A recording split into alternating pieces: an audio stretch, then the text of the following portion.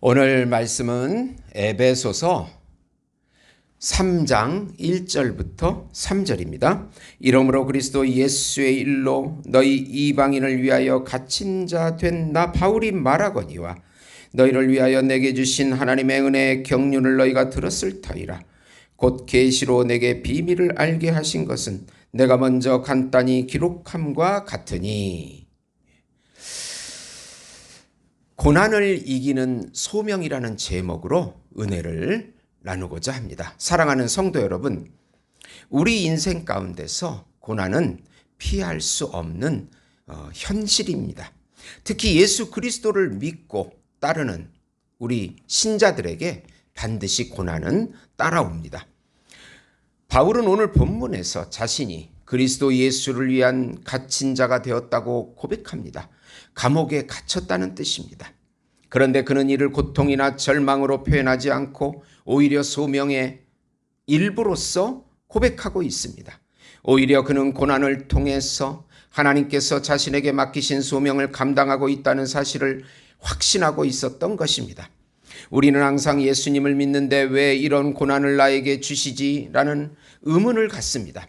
저도 그런 생각을 참으로 많이 합니다. 그런데 고난 속에서 한 걸음씩 믿음의 행진을 계속해 나아갈 때 신기하게도 우리 삶 속에서 그 소명이 조금씩 성취되고 있다는 사실을 발견하게 되었습니다. 오늘 말씀의 핵심은 소명은 고난과 함께 성취되기에 믿음으로 계속해서 나아가라는 내용입니다.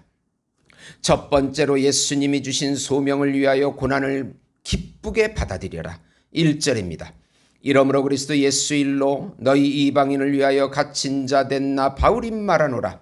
2절에서는 예수 안에서 이방인과 유대인이 하나가 되어 고의 공동체로 부름을 받은 것을 깨닫게 되었습니다. 바울은 3장부터는 위대한 비밀인 구원의 경륜을 위하여 자신이 사도가 되고 고난을 받고 있다고 개인적인 간증을 합니다. 바울은 예수의 일로 이방인의 사도가 되어 갇힌 자가 되었다고 고백합니다. 바울은 다메섹 도상에서 예수님을 만난 이후에 이방인의 사도로 부름을 받았습니다.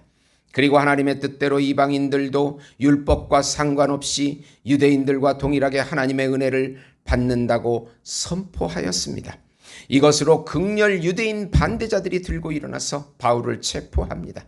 사도행전 21장 27절부터 36절에 나와 있습니다. 복음을 위한 고난과 예수님을 위한 고난은 우리 삶 속에서 꼭 일어나는 일입니다. 예수님의 뜻과 사역을 깨달으면 그것을 위하여 우리는 우리 삶을 제한당하게 되고 희생할 수밖에 없기 때문입니다. 그것이 바로 고난입니다. 복음을 위하여 받는 고난을 우리가 기쁘게 받아들이고 함께 가는 과정이라는 것을 우리는 인식해야 합니다. 어느 선교사님이 위험한 지역에서 사역을 하다가 붙잡혀 감옥에 갇혔습니다. 그 지역의 기독교 박해가 극심했기에 사람들이 그가 돌아오는 것을 포기했습니다. 그러나 몇 년 후 기적적으로 그는 석방되어 돌아왔고 기자가 물었습니다. 그 힘든 시간 동안 무엇이 당신을 버티게 했습니까? 그는 이렇게 말했습니다. 저는 감옥이 아니라 그 자리가 바로 소명의 자리였기 때문입니다. 하나님이 나를 거기에 부르셨기 때문에 나는 그곳이 가장 안전한 곳이라고 믿었습니다. 하나님이 부르신 그 자리가 가장 안전한 자리요. 우리가 있어야 할 자리인 것입니다. 우리는 고난이 올 때 하나님의 소명을 다시 기억해야 합니다. 바울처럼 하나님께서 우리를 부르신 자리에는 반드시 고난이 동반됩니다. 그러나 그 고난은 의미가 있고 목적이 있습니다. 그 고난을 통하여 소명이 성취된다는 사실입니다. 하나님께서 우리에게 고난을 통하여 소명에 대한 나의 생각을 정립하고 소명이 나의 인생에 가장 중요한 것임을 깨닫게 하십니다. 고난은 소명을 더욱 강화시키고 우리의 믿음을 더욱 강하게 만들어줍니다. 사랑하는 성도 여러분, 지금 우리에게 어떤 고난이 있습니까? 그 고난에서 당장 도망가고 싶은지요? 아니면 하나님의 뜻대로 인내하는 마음을 달라고 기도하시는지요? 두 번째로 고난 속에서 오히려 복음과 받은 소명을 담대하게 말하고 전하라. 2절입니다. 너희를 위하여 내게 주신 하나님의 은혜의 경륜을 너희가 들었을 터이라. 하나님은 바울에게 은혜의 경륜을 주셨습니다. 경륜 오이코노미아는 하나님의 계획이나 경영을 의미합니다. 다메섹 도상에서 받은 바울의 소명은 바울에게는 소명으로 이방인에게는 은혜의 경륜이 됩니다. 이방인을 위한 하나님의 크신 뜻, 즉 은혜의 경륜과 비밀을 깨닫게 됩니다. 그리고 이때 이방인을 위한 사도의 소명을 받았습니다. 그런 후에 바울은 이방인들을 구원하고자 자신을 사도로 세우신 하나님의 크고 비밀한 구속의 계획과 실행을 에베소 교인들에게 계속해서 선포하고 있습니다. 바울이 고난을 받고 옥에 갇히자 에베소 교인들이 크게 동요했기 때문입니다. 그리고 바울은 동요하지 말고 복음의 가치를 다시 한번 되새기고 마음을 강하게 하라고 에베소 교인들에게 격려합니다. 우리는 복음을 알게 된 후에 그리고 자신이 받은 하나님의 소명을 알게 된 후에 고난이 오더라도 담대하게 선포해야 합니다. 존 버녀는 철로역정이라는 위대한 기독교 고전을 감옥에서 썼습니다. 그는 설교를 했다는 이유로 감옥에 갇혔지만 그곳에서 수천만 명에게 영향을 준 책을 썼습니다. 감옥이 그의 소명을 끊지 못했다는 사실입니다. 오히려 그 고난의 시간이 은혜의 깊이를 더해준 시간이었습니다.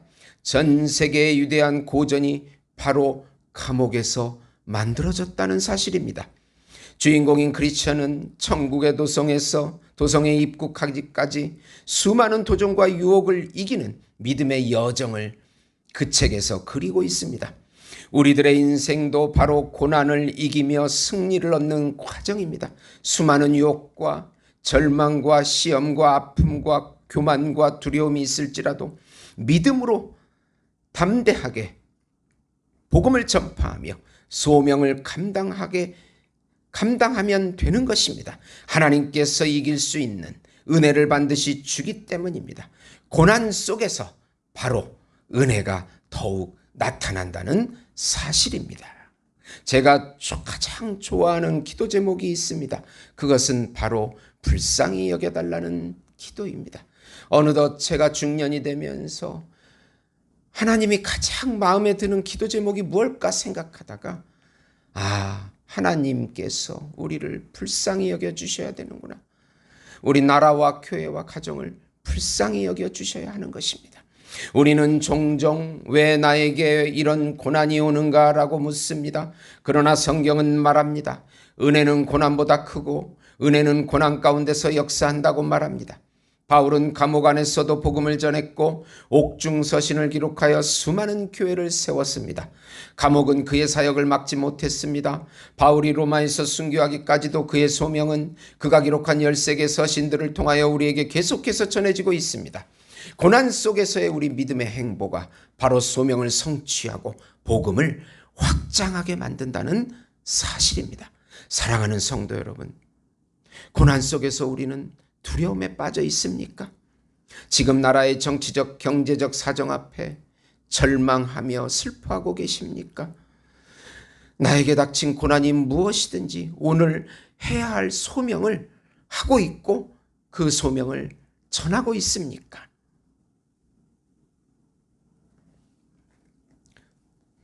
세 번째로 고난이 오면 그리스도의 복음의 중요성을 인식하고 더 깊이 순종하라. 3절입니다. 곧 계시로 내게 비밀을 알게 하신 것은 내가 이미 간단히 기록함과 같으니라.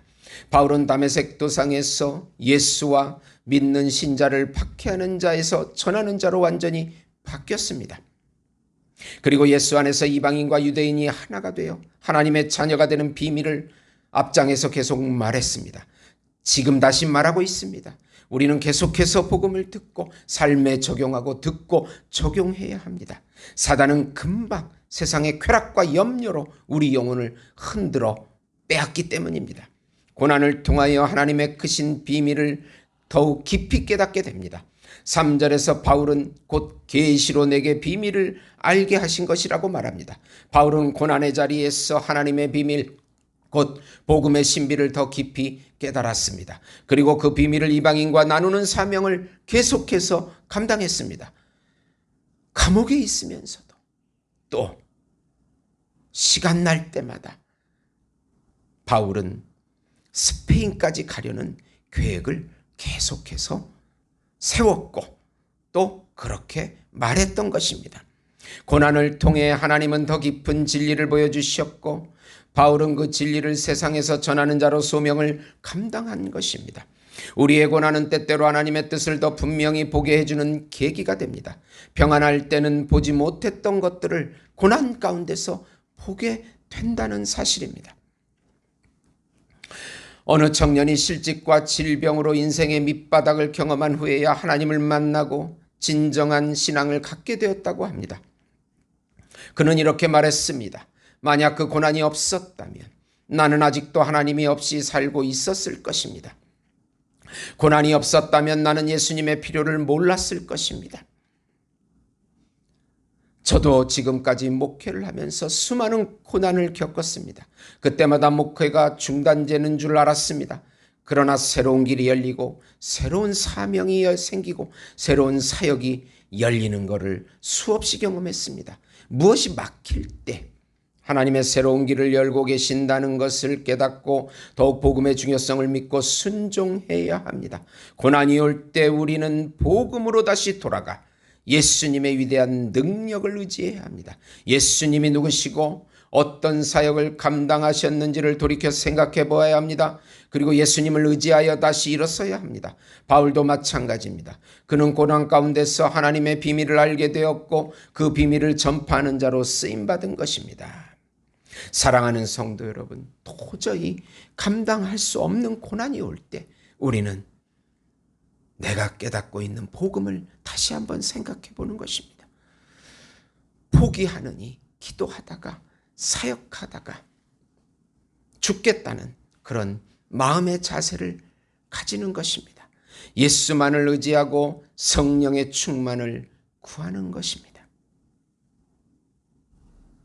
사랑하는 성도 여러분, 우리는 고난을 피해갈 수 없습니다.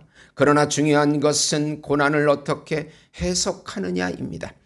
바울은 고난을 불행으로 보지 않았습니다. 그는 그것을 부르심의 자리로, 은혜의 통로로 하나님의 비밀을 드러내는 기회로 보았습니다. 우리도 바울처럼 고난을 이기는 소명의 사람으로 살아가야 합니다. 고난은 끝이 아니라 하나님의 계획이 드러나는 통로입니다.